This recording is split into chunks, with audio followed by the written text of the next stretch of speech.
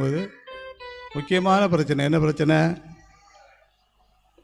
அவருடைய திருமண காரியங்கள் நடந்துகிட்ருக்கு. திருமண காரியத்தை நடக்கிறதுக்கு அவர் எடுத்துக்கொண்ட வழிமுறை என்னன்னு சொன்னால், அது பாட்டு ஒருவங்க நடக்கட்டும், அந்த பொறுப்பு அப்பாவுடைய பொறுப்பு, அந்த பொறுப்பு மூத்த வேலைக்காரருடைய பொறுப்பு. எனக்கு இது என்ன கிடையாது, பொறுப்பு கிடையாது. நான் என்னுடைய பொறுப்பு என்னென்னு கேட்டால், தியானம் பண்ணி முறையிடுவேன், நான் ஜெபம் பண்ணுவேன். இந்த அனுபவங்கள் இன்னும் நம்ம எல்லாருக்கும் வேணும். பொறுப்புகளில் போய் விழுந்து சிக்கலாகி தியான வேளையில் இழந்துடக்கூடாது. கர்த்தருடைய வேதம் குறைவற்றதும் ஆத்மாவை உயிர்ப்பிக்கக்கூடியதாக இருந்தது. ஆக இந்த ஒரு பக்கம் நடந்துக்கிட்டு இருந்தாலும் அவர் அதில் தலையிடாதபடி அவர் செய்த காரியம் என்னன்னு சொன்னால், சாயங்கால வேளையில் தியானம் பண்ண வெளியே போய் தியானம் பண்ணிக்கிட்டு இருக்கிறாரு. கர்த்தர் அவரை ஆசீர்வதிச்சார். இன்னொரு காரியத்தை நம்ம வாசிக்கிறோம். அதே ஆதியாகமத்தின் புஸ்தகம் 25வது அதிகாரம் 21வது வசனம்.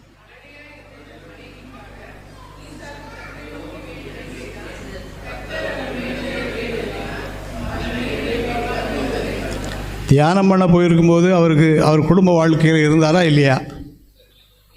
இல்லை. அப்பவும் ஜெபம் நடக்கத்தான் செய்யுது. இப்போ குடும்பஸ்தர் ஆகிட்டார்.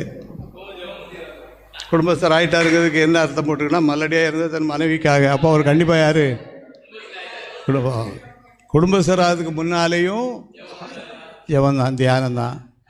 குடும்பஸ்தர் ஆன பிறகும் தான். அவர் ஜெபம் கேட்கப்பட்டுச்சா? கர்த்தர் வாசிங்க.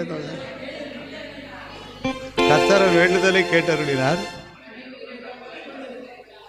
அந்த மனைவி போய் கற்பந்தரித்தாள் போட்டுருக்கு. அந்த ஆவி யாருக்குள்ளேயும் போகுது? ரெபேக்காளுக்குள்ளேயும் போகுது. அங்கே என்ன நடக்கு பாருங்க அடுத்த வசனத்தில். அந்த அம்மாவுக்கு கற்பத்தின் கனிகளை ஆண்டு வச்சுருக்காரு, நம்ம ஜெபிக்க வச்சுருந்த மாதிரி. ஆனால் அங்கே என்ன நடக்குன்னு கேட்டால், அங்கே ஜெபம் நடக்கு.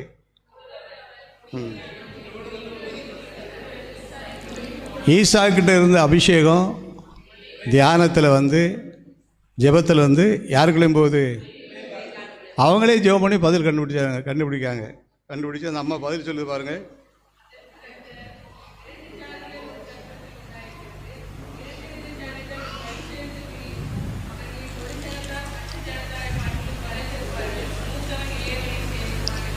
ரெண்டு பிள்ளைகளுடைய நிலைமையை குறித்து ஆண்டு வெளிப்பாடு கொடுக்குறாரு. அப்போ இதெல்லாம் எங்கேருந்து வருது அப்படின்னு சொன்னால், அந்த தியானமும் ஜெபமும் தான். திருமணத்துக்கு முன்னாலே தியானம் பண்ணுறாரு, திருமணத்துக்கு பிறகு